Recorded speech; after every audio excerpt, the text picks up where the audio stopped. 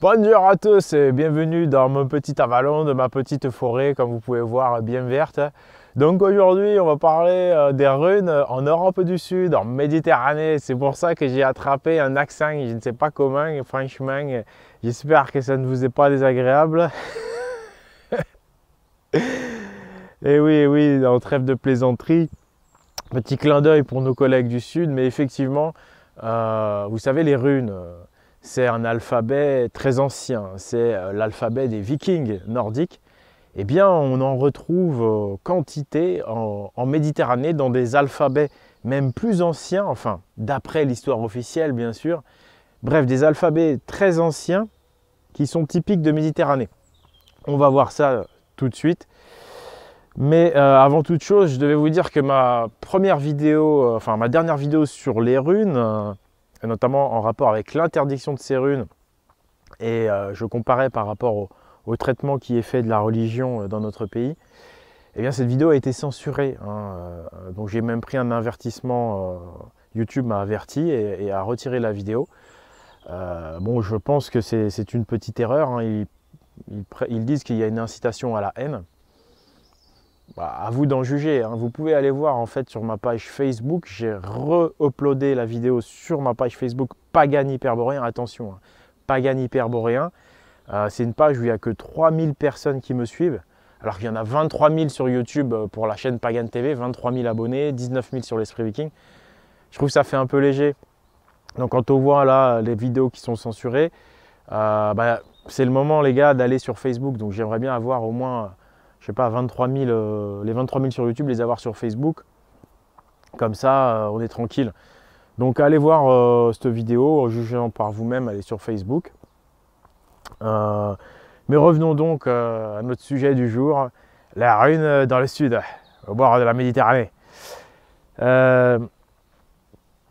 On a effectivement des alphabets très anciens en Méditerranée. Vous savez qu'on dit que c'est la Méditerranée qui est la mer et l'origine de tous les alphabets. On va y revenir tout de suite après ça.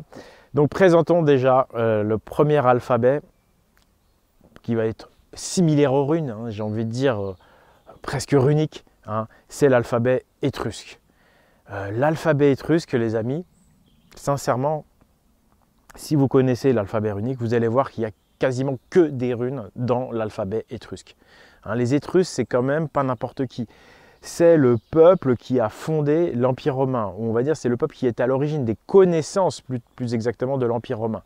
On le sait que l'Empire romain a puisé dans la connaissance des Étrusques. C'est comme ça que leur cité s'est fondée, qu'ils ont eu un alphabet, enfin qu'ils ont eu une écriture, etc. Et l'écriture des Étrusques, de ce peuple, il y a quantité de runes. Il n'y a quasiment que des runes. C'est assez hallucinant, quoi. Ensuite, prenons l'alphabet de Tartessos. Donc Tartessos, c'est en Espagne, du sud, attention. Et il y a une partie, on va dire même du sud du Portugal. Et vous savez que ça correspond dans l'Atlantide à l'ancien royaume atlante de Gadiros, du roi Gadiros, frère d'Atlas, fils de Poséidon. Donc là, si l'on pense que les Atlantes avaient comme écriture les runes, c'est peut-être un peu moins surprenant. Donc cette écriture tartésienne, qui remonte a priori à 1200 avant Jésus-Christ, la voici, encore une fois quelques runes et des caractères similaires, ce style géométrique que j'ai envie de qualifier de nordique. Voilà, donc là vous avez quand même nos chers collègues italiens et espagnols qui dans leurs ancêtres profonds voient qu'eux aussi ils ont quelque chose de runique, de nordique. Mais vous savez, tout s'explique quand on va aller regarder l'alphabet phénicien. Et quand on est conscient de l'Out of Atlantis, c'est notre vraie origine de l'Atlantide hyperboréenne. Parce que l'alphabet phénicien, il apparaît en 1200 avant Jésus-Christ, comme par hasard, encore une fois. Vous savez que c'est l'époque des grandes migrations des peuples d'Europe vers la Méditerranée qui fuient les 3 ans sans soleil, qui fuient le refroidissement et même la glaciation de certains de leurs territoires. Ce fut le cas d'une bonne partie de la France. Donc L'alphabet phénicien, c'est pratiquement que des runes, j'ai envie de dire, ou c'est des choses très similaires, comme vous pouvez le voir. Et on sait que les Phéniciens sont un peuple métissé, mélangé entre deux ethnies.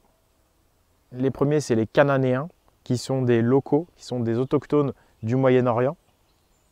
Je rappelle que la Phénicie, c'est au Moyen-Orient. C'est l'équivalent, si vous voulez, de la Syrie, du nord, enfin du Liban. Et l'autre peuple, ce sont des Nordiques, ce sont des Atlantes venus du nord. Donc c'est un mélange entre les Nordiques et les Cananéens. Et donc cette écriture phénicienne qui apparaît comme par hasard au moment où les Nordiques arrivent, elle est évidemment issue des Nordiques, qui ont également apporté en 1200 avant Jésus-Christ une nouvelle technique de construction des navires, avec des navires de type viking qu'on retrouve en Phénicie à partir de 1200 avant Jésus-Christ. Donc, mes amis, tout ceci est prouvé archéologiquement. Voilà. Donc, c'est irréfutable, quoi. Donc, les Nordiques, ou les Européens d'une manière générale, mais j'ai envie de dire, même le gars qui habitait le Massif central à l'époque, comme il s'est pris la glaciation, quelque part, lui dans sa tête, il vient de la glace, tu vois. Il vient du nord. Hein. Donc quand je dis nordique ou les hyperboréens, les Atlantes qui migrent vers le sud, out of Atlantis, en fait je parle des Européens de souche, de toutes ces nations qui n'ont pas une côte sur la Méditerranée où la température est meilleure. Voilà. Donc quand on sait, alors maintenant, dans l'histoire officielle, l'alphabet phénicien est le premier alphabet. Et c'est lui qui va donner l'alphabet grec et l'alphabet latin. Donc on le voit, si vous voulez, en Méditerranée comme l'alphabet source, l'alphabet phénicien, d'après les officiels eux-mêmes. Donc maintenant que vous savez qui sont les Phéniciens et d'où vient leur alphabet, donc de l'Atlantide boréenne, de l'Europe occidentale, eh bien, on est tenté de croire que les runes, finalement, c'était l'écriture des Atlantes, ou en tout cas un alphabet runo-similaire, parce que les Atlantes, effectivement, écrivaient, hein, le texte de Platon est formel, les lois de l'Atlantide étaient gravées sur la colonne d'Atlas. Et donc, quand on voit l'alphabet du royaume de Gadiros, Tartessos, quand on voit l'alphabet des Étrusques, qui eux aussi, tout comme les Ombriens, hein, sont des Atlantes venus du nord qui ont investi la péninsule italienne après cette glaciation, après 1200 avant Jésus-Christ. Il y a quand même une logique qui se dresse.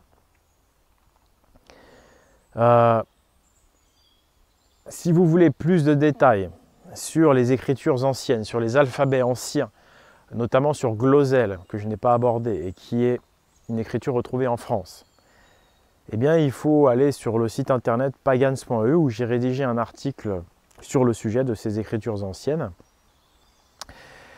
Et puis,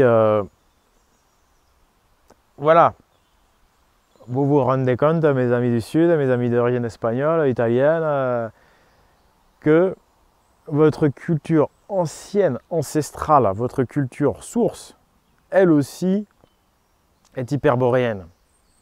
Elle aussi est atlante, et que les runes, qui sont vraiment le cœur de la culture nordique hyperboréenne, ça fait partie de votre héritage. Votre héritage le plus ancien, votre source, votre racine est hyperboréenne, et les runes font partie de votre héritage. Donc quand on voit comment en ce moment, en fait, les institutions mettent la pression pour interdire les runes, de manière fourbe en plus, parce qu'après, certains ont nié, ils ont prétendu que c'était pas vrai, ils n'ont pas voulu faire ça. Tout ça pour pas que ça s'ébruite, vous voyez. Mais il nous appartient à tous, Européens du Nord, du Sud, de partout, de se réapproprier, de défendre cet héritage, parce que c'est ce qui va nous permettre de nous réenraciner moralement, culturellement et spirituellement aussi. C'est ce qui va permettre l'éveil conscience collectif de cette Europe qui est en ce moment assujettie à des difficultés, qui est désunie. Donc la culture hyperboréenne, c'est vraiment une source qui peut nous permettre de nous recentrer, de retrouver le Nord. Voilà, je pense que retrouver le nord, se repolariser au nord, c'est vraiment aller vers un éveil de conscience. Et malheureusement, tout ceci nous est caché, on essaye même de l'interdire par un anti-nordisme institutionnel.